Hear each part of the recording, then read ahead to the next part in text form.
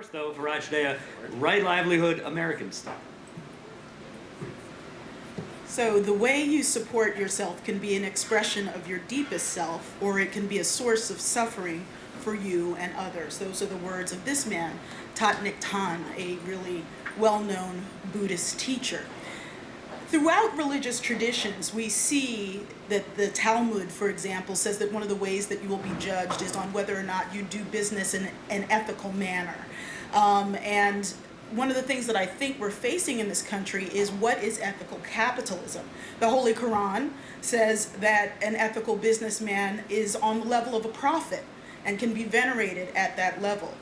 The question is, how do we, so right livelihood is a phrase that comes from the Buddhist tradition, but throughout traditions, the Holy Bible, for example, a lot of people use the Bible to say money is evil, but it's the quote is, the root of all evil is the love of money. It's the avariciousness. It's the spirit and the passion that we bring to wanting.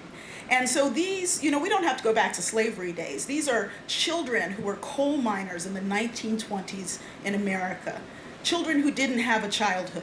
America is filled with ways of making money, historically, that are unethical. So that brings us to the modern day. Some people think that modern finance is evil. Greed is good. But I think that that's a very simplistic rendering, and I think that the whole debate of the 1% versus the 99% has been rendered in simplistic terms.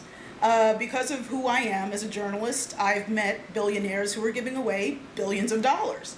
Not everyone who's rich is bad, just as not everyone who's poor is bad. Absolute evil looks really good in comic strips, but it's kind of, it's a little harder to find in our everyday life, but we are facing a crisis of vocation, a crisis of understanding what good we bring to the world through our work. So let's take a job category. Our job categories, what make us good or bad? This is something that went viral of a police officer who bought a homeless man boots. So police officers are good, right? Oh wait, there's the pepper spray guy. So police officers are bad, right? No, it's not necessarily your job title that makes you good or bad. It is what you bring to your vocation ethically. And I think that, we also have categories of people like paparazzi. So a lot of people say paparazzi are dirt. But yet somehow all those magazines get consumed and TMZ gets consumed. And so the end stage user then bears a bit of responsibility for that. There are people who are incredibly inventive, like Tesla, who die in penury. I also think of people like Zora Neale Hurston. So obviously being best in class doesn't mean that you will die rich or that you will live well. So as we think about America, I also think about the world. These are some of my relatives in Zimbabwe.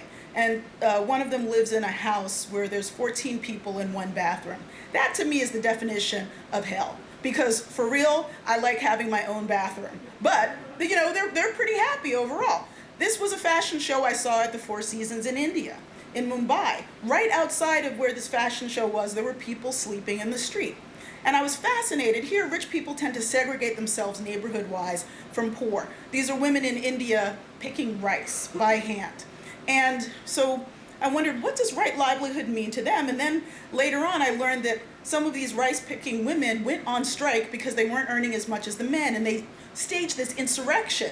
And it was really amazing that they used their feminist power. This is me. I was wandering through an area that was considered a slum of Mumbai, and I met some people who fed me lunch, and I happened to be wearing a Basement Bhangra shirt, and I have a friend who's a Bhangra DJ. So I guess what I'm saying is that we have to return to our heart space. We all want to live well. I'd like to earn money. I'd like to be rich as hell.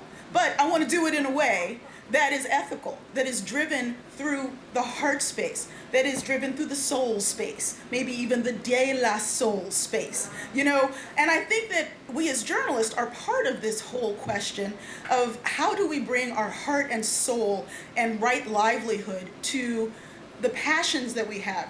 America's a very messy and somewhat tacky nation sometimes, and some of the things that we do that are successful are not necessarily the things that Thich Nhat Hanh, for example, might put under the category of right livelihood. But it's absolutely essential in what we're calling the Anthropocene era that we figure this out, that we get back to our heart space and our soul space. We as journalists, we as technologists, we as human beings. Thank you very much.